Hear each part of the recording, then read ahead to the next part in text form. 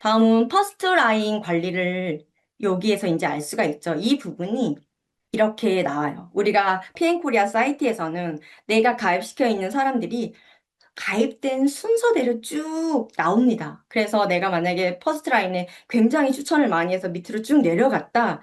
그러면 어제 가입하신 분들이 막 열심히 사업을 하고 있는데 그분의 매출이라든지 이런 걸 보기 위해서는 밑으로 계속 내려야만 볼 수가 있습니다. 그리고 그 PN코리아 사이트에서는 점수만 볼 수 있을 뿐 뭐가 이렇게 되어 있는지 정확하게 알 수가 없어서 이 PM 오피스를 통해서 확인을 하는데 PM 오피스에서는 이 나의 퍼스트 라인들이 물론 한 명 한 명 다 개별로 체크할 수가 있고 그리고 매출 순서대로 배열이 됩니다. 매출이 높으면 가장 위에 그리고 이 순서대로 쭉 점수가 낮은 순서대로 아래로 내려가게 되는 거죠.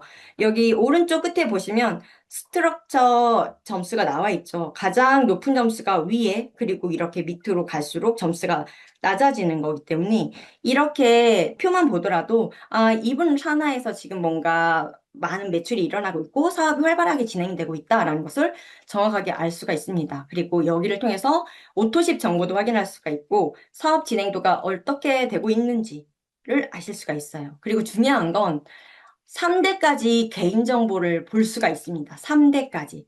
저 산하의 100대 막 이렇게까지는 내가 그분의 개인적인 걸 다 알 수 없지만 나로부터 3대까지의 개인정보가 다 전화번호라든지 사는 지역 이런 것들을 확인할 수가 있기 때문에 내가 만약에 내 3대에서 3대 분이 엄청 열심히 사업을 하고 있는데 내가 직접 소개한 사람이 아니기 때문에 나는 이분을 잘 몰라. 그렇게 될 경우에는 내가 내 3대 사람들은 내가 알 수는 없지만 이분들이 궁금해서 소통을 하고 사업을 더 활발하게 진행할 수 있도록 후원을 해야 하기 때문에 이분들의 개인 정보에 가서 그분을 눌러보면 전화번호 뭐 이런 거를 파악할 수가 있게 됩니다. 그래서 이런 정보를 활용해서 내 사업에 활용하시면 되는 거죠.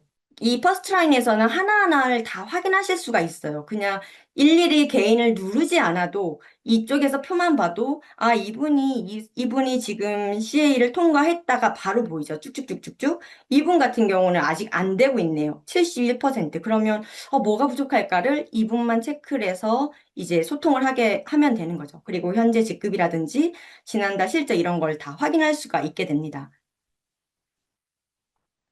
그리고 메뉴에서 팀원 관리 여기를 보시면 이쪽이 PM 오피스에 한국에서 메뉴가 쭉 나와 있는 곳이거든요.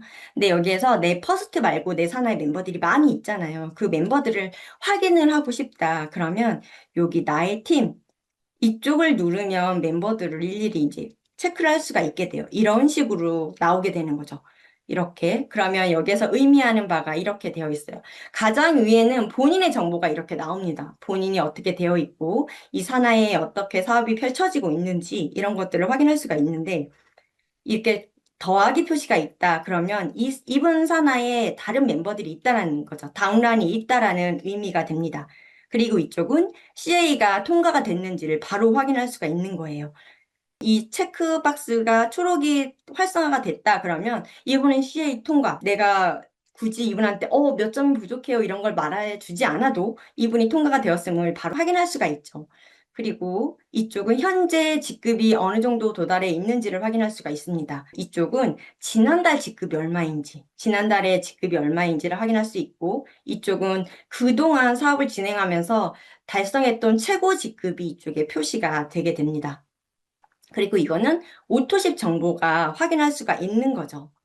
오토십 관리에 대해서 한번 알아보도록 하겠습니다. 우리가 오토십을 여기 이쪽을 보면 알 수가 있는데요. 이렇게 L, FC 이렇게 되어 있는 게 오토십이 계속 진행하고 있는 분들이 이런 표시가 나옵니다. 그런데 보면 오토십이 분명하고 있는데 이분 같은 경우는 지금 빨간색으로 표시가 되어 있단 말이에요.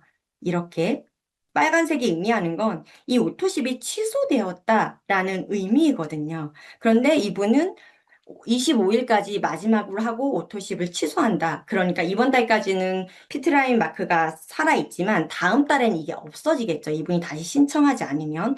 그리고 각각 이 정보를 눌러보면 오토십 세부 정보를 알 수가 있어요. 가끔 보면 어떤 분들이 나 다음 오토시 언제 와요? 내가 오토십 언제 결제가 돼요? 이런 것들을 물어보시는 분들이 계시거든요. 소비자분들은 특히나. 그럼 내가 그분을 일일이 그분 아이디로 들어가서 이러한 번거로움이 없이 그분의 회원 번호만 정확하게 알고서 검색을 해서 이분의 오토십 정보를 눌러보면 다음 배송 날짜가 언제인지, 그리고 이분이 취소를 했으면 이렇게 취소 사유를 쓰게 되어 있거든요. 이분이 알아서 취소를 했구나. 이런 것도 내가 알아보게 되는 거죠. 다음 배송 날짜가 9월 25일이니까 이분의 정기 구매일은 25일로 설정을 해놓은 거겠죠. 이런 것들을 통해서 우리가 오토십을 관리할 수가 있게 됩니다.